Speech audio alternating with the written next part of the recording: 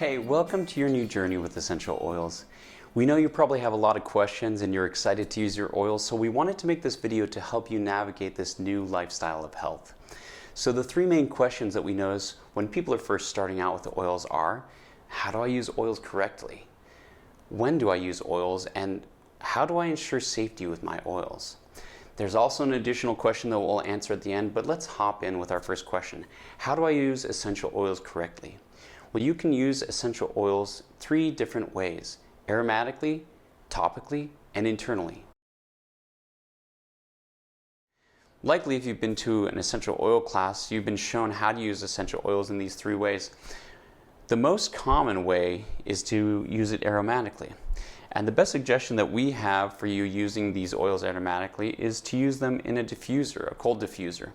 This allows the oil to stay in its natural state. If you use a warm diffuser or an oil warmer, it will actually change the nature of the oil. We recommend using 5 to 7 drops of the oil and then adding water to your diffuser. And usually that's adequate for enough to be able to change the smell throughout the living space.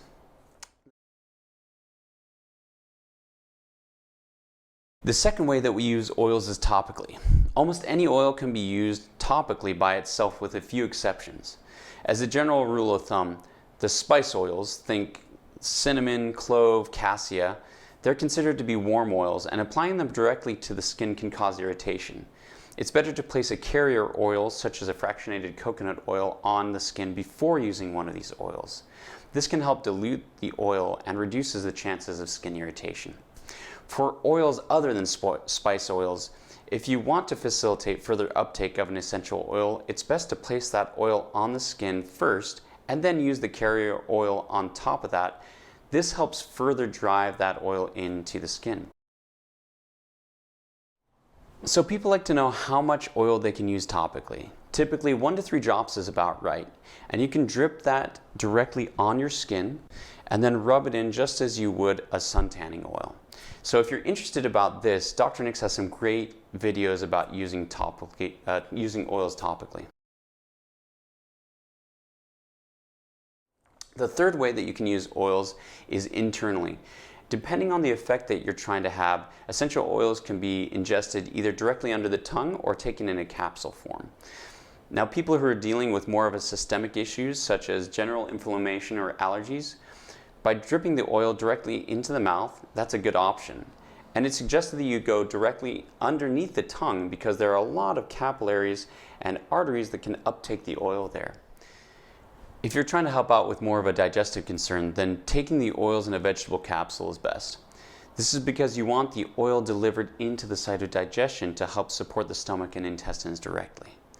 There are a few oils you generally wouldn't want to use internally, and those are oils that are wood or bark based, such as birch, cedarwood, Douglas fir, sandalwood, and arbor vitae. The next question people have about oils is, when should I use oils? And I'd like you to think about any time that you apply something to your body to clean it or help it feel better. These are great times to use essential oils. So for instance, if your child has been playing at the park and you want to clean out their hands before they have their snack, we like to use an On Guard blend to help clean that as a natural hand sanitizer. Or let's say that you cut your hand and you want to use something to clean it. You can actually use tea tree oil to help clean it rather than using alcohol or hydrogen peroxide. Or maybe you get a burn on your hand and you want to help soothe and take the sting off of your finger. You can use lavender oil and help massage that to gently calm it down. Or maybe you have a canker sore and you want to heal that. You can actually put this on your finger and put it directly in your mouth, and it will help that canker subside.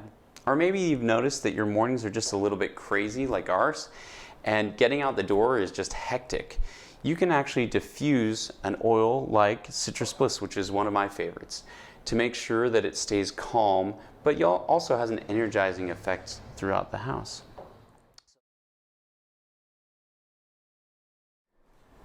So when people start using their essential oils, they find out how strong and effective they are really quickly. And then they start to wonder sometimes, hey, how can I make sure I'm safe with these? The good news is that your essential oils are very safe. With very few exceptions, you don't have to worry about using single oils with anyone. The types of people that we would want to be careful with using oils with would be categories of people who are always careful with, such as pregnant women, children, and people prone to seizures. But just because these people, we have to be aware of them, doesn't mean that we can't use oils with them at all. For instance, with pregnant women, we want to be mindful of the stage of pregnancy or post-pregnancy they're in. So if they're in an early stage of pregnancy, we wouldn't want to use oils internally or topically that would encourage early labor, such as clary sage. However, using this oil when wanting to help induce labor could help support the body's natural process. We would also want to be careful about internal or topical use of peppermint oil when a woman is lactating, as peppermint can disrupt her milk flow. We also want to be cautious using oils that have a blood thinning effect for people who that doesn't match well with. You'll notice that oils like Deep Blue, Past Tense, and Birch have a child-proof lid.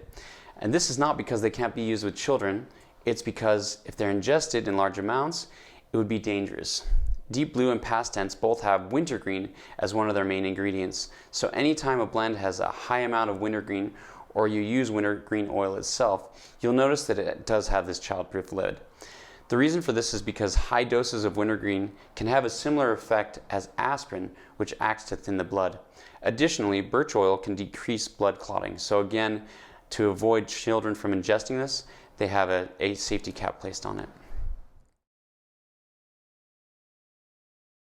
As another reminder on children, when using an oil, typically with young children or babies, using a carrier oil such as fractionated coconut oil is recommended to dilute your essential oil's strength. Using 1 drop of essential oil to a teaspoon or so of coconut oil is very safe for a young child or baby. Also, people who are prone to seizures can be sensitive to a few select oils including rosemary, fennel, sage, eucalyptus, and lavender. So these are discouraged from being used with them. Finally, keep essential oils out of your eyes. If they come in contact with your eyes, don't wash them out with water.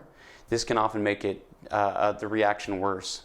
It's recommended that you use a diluter such as a fractionated coconut oil to help resolve that reaction.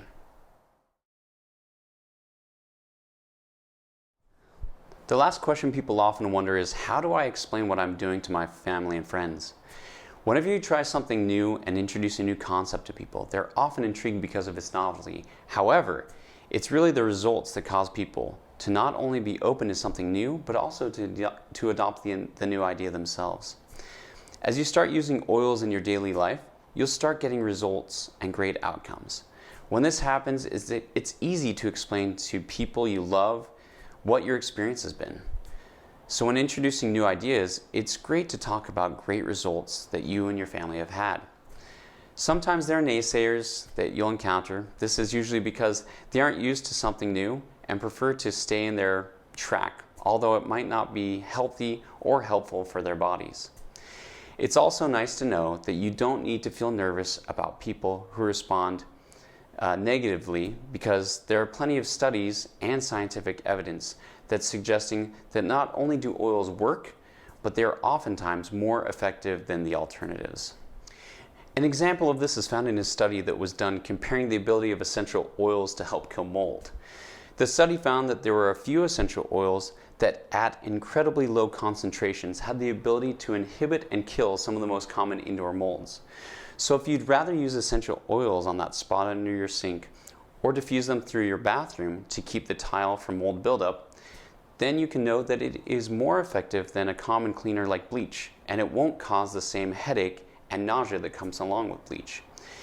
You can check out our other videos that help talk about eliminating mold if you're interested in that. Well, again, we're so happy that you're being proactive about healthy changes in your lifestyle and glad that we can help. If you have any questions about using your oils, remember you're not alone. You have great resources in books like Essential Life or Modern Essentials.